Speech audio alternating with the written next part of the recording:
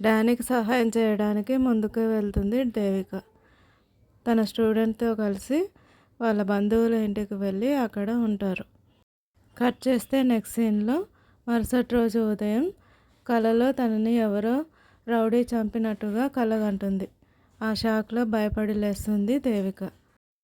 అదే కల ఇంతకుముందు 2-3 సార్లు కూడా వచ్చి ఉంటుంది. కానీ ఈసారి ఆ రౌడీ ముఖం క్లియర్గా కనిపిస్తుంది. దాంతో భయంతో లేచి కూర్చుంటుంది. కట్ చేస్తే నెక్స్ట్ సీన్లో ఇక్కడ దేవిక వాళ్ళ ఇంట్లో ఎక్కడ వాళ్ళ అల్లుడు కడ్రాయర్ మీద వచ్చి నిలబడతాడోనని భయపడుతూ ఉంటారు. వాకిలి చాటున దాక్కుని నిలబడి చూస్తూ ఉంటారు. అతను బెదిరించి వెళ్ళి ఉంటాడు కదా, అందుకు.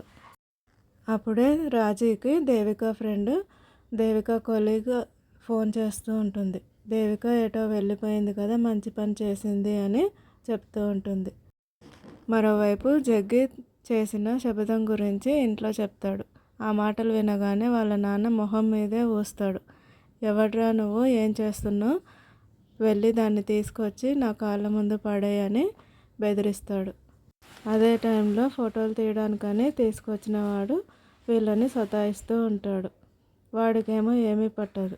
పిచ్చోళ్ళలాగా ఏది పడితే అది ఫోటోలు తీస్తూ జగ్గి వాళ్ళ నాన్న జగ్గికి ఫైనల్ వార్నింగ్ ఇచ్చి వెంటనే దాన్ని తీసుకొచ్చి నా కళ్ళ ముందు నిలబెట్టని చెప్పి పంపిస్తాడు. మరోవైపు వీళ్ళు టెన్షన్ పడుతూ ఉంటారు.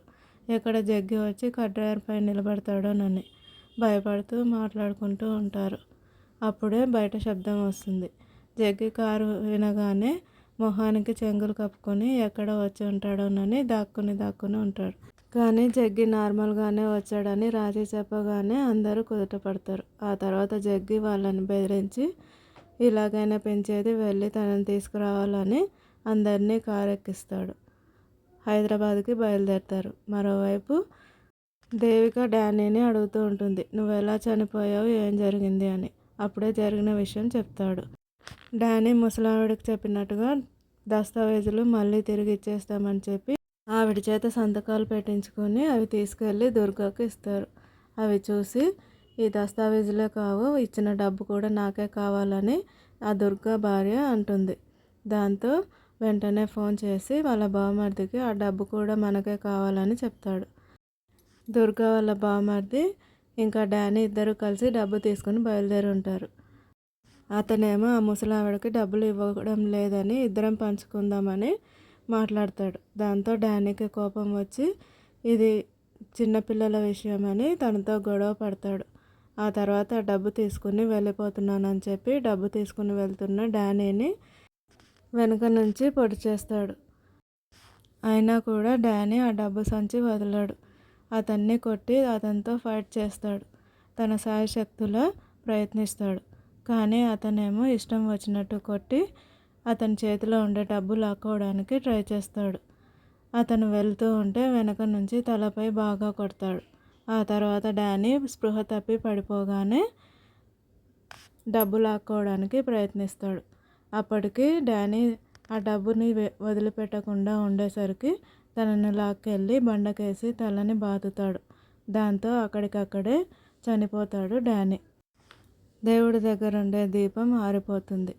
మరి కొద్దిసేపటికి అదే దీపం వెలుగుతుంది. అంటే తన ఆత్మ అక్కడే ఉందని అర్థం. ఆత్మ బయటకు వచ్చి తన శరీరాన్ని తనే చూసుకుంటూ బాధపడుతూ ఉంటాడు. వాడిని ఆపడానికి ట్రై చేస్తూ ఉంటాడు. తను చనిపోయానని అర్థం చేసుకొని బాధపడతాడు. వీడు డబ్బు తీసుకుని వెళ్ళిపోతాడు. మరోవైపు ఆ ముసలావిడ పిల్లలు బాధపడుతూ ఉంటారు ఇంకా డానీ రాలేదని. అప్పుడే రౌడీలు వచ్చి వాళ్ళందరినీ బయటికి గెంటేస్తారు. వాళ్ళ బాధతో అక్కడి నుంచి వెళ్ళిపోతారు. ఇదంతా చూస్తూ డానీ బాధపడుతూ ఉంటాడు. తన మాటలు ఎవరికి వినిపించట్లేదు, ఏమీ చేయలేకపోతున్నానని. ఇదంతా దేవికకి చెప్తాడు. అలాగే డబ్బు తీసుకెళ్ళిన వాడు ఎక్కడ దాచాడో తెలుసని చెప్తాడు.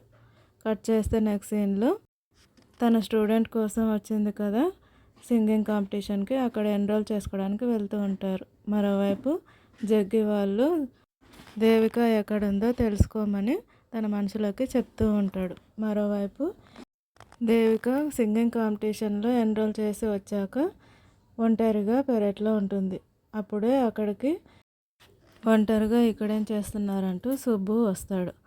ఏం లేదు, మా ఫ్రెండ్ ఒక ఫేవర్ అడిగాడు, అందుకోసం నేను ఈరోజు రాత్రి బయటికి వెళ్ళాలని చెప్తూ ఉంటుంది దేవిక. ఏంటా పని అని అడుగుతూ ఉంటాడు. నేను అవన్నీ చెప్పలేనని, తనకు అవసరమైతే ఫోన్ చేస్తాను, అప్పుడు రమ్మని చెప్తుంది. ఎందుకు రావడం, నేను కూడా తోడుగా వస్తానని చెప్తాడు. దాంతో సంతోషంగా ఫీల్ అవుతారు దేవిక డానీలు. మరోవైపు డానీని చంపిన శివ మందు తాగుతూ తను డానీని చంపిన సంగతి, డబ్బులు తీసుకుని ఎక్కడ దాచాడన్న సంగతి ఒక రౌడీతో నవ్వుతూ మాట్లాడుతూ ఉంటాడు. అప్పుడే వాళ్ళ అక్క వచ్చి అతన్ని కొడుతుంది. మీ బావనే మోసం చేస్తావురా అంటూ రాక్షసులాగా అతన్ని కొడుతూ ఉంటుంది. డబ్బు ఎక్కడ పెట్టావో చెప్పు అంటూ చిత్రవదలు చేస్తూ ఉంటారు. మరోవైపు ఆ డబ్బున్న చోటుకి దేవిక సుబ్బుని తీసుకొని వస్తుంది. ఒక గుడి ప్రాంతంలో కొబ్బరి చెట్టు కింద దాచిపెట్టానని డానీ చెప్తూ ఉంటాడు దేవికకి. ఆ చెట్టు కిందే ఉంది మనకు కావాల్సింది అని చెప్పి దేవిక సుబ్బుని తీసుకుని లోపలికి వెళ్తుంది. మరోవైపు దుర్గా మనుషులు శివని తీసుకుని అదే ప్లేస్కి వస్తూ ఉంటారు. వీళ్ళు అక్కడ వెతుకుతూ ఉంటారు.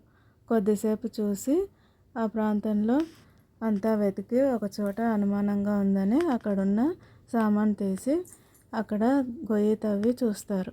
అందులో బ్యాగ్ ఉంటుంది. ఆ బ్యాగ్ తీసుకుంటూ ఉండగా బయట నుంచి శబ్దాలు వస్తాయి. ఎవరో వస్తున్నారని దేవికకి అరిచి చెప్తూ ఉంటాడు డానీ. ఎవరో వస్తున్నారని కంగారు పడుతూ ఆ బ్యాగ్ని తొందరగా తీయాలని తొందరగా తీస్తూ ఉంటారు దేవిక వాళ్ళు. అప్పుడే దుర్గా వాళ్ళు లోపలికి వచ్చేస్తారు శివని తీసుకుని. అక్కడికి వచ్చి చూసేసరికి ఉత్త గొయ్యి మాత్రమే ఉంటుంది. అంటే దేవిక వాళ్ళు బ్యాగ్ తీసుకెళ్ళిపోయి ఉంటారు. ఇక్కడే పెట్టానని వాళ్ళకి చెప్తూ ఉంటాడు శివ. డానీ ఇదంతా చూస్తూ ఉంటారు. దేవిక వాళ్ళు అక్కడే పక్కకి దాక్కొని చూస్తూ ఉంటారు. వాళ్ళకి కనిపించకుండా వెళ్ళాలని బ్యాగ్ తీసుకొని సైలెంట్గా అక్కడి నుంచి వెళ్తూ ఉంటారు. అవతలకి దూకగానే శబ్దం వస్తుంది. అది చూసిన ఒక రౌడీ ఎవరో వెళ్తున్నారని వాళ్ళని ఫాలో అవుతాడు. వాళ్ళు తప్పించుకుంటారు. దాంతో ఆ విషయం దుర్గాకి చెప్తాడు. ఆ తర్వాత వీళ్ళు సైలెంట్గా వీళ్ళ బంధువుల ఇంటికి వస్తారు. ఈ టైంలో బయట ఏం చేస్తున్నారంటూ ఆ అమ్మాయి వచ్చి అడుగుతుంది. చల్లగాలి పీల్చుకుంటున్నామంటూ చెప్తూ ఉంటుంది. అప్పుడే మళ్ళీ జగ్గి వాళ్ళు ఆ ఇంటి దగ్గరికి వస్తారు. అది చూసి డానీ చెప్తాడు.